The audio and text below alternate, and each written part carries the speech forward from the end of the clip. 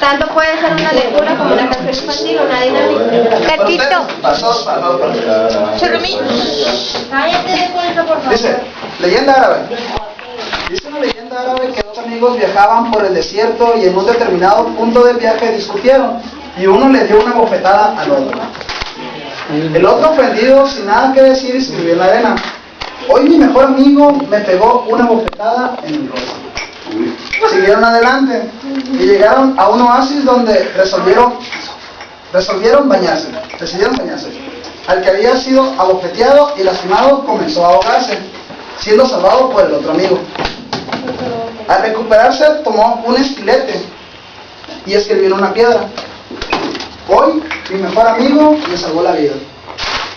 Intrigado, el amigo preguntó: ¿por qué después de que te lastimé escribiste en la arena y ahora escribes en una piedra?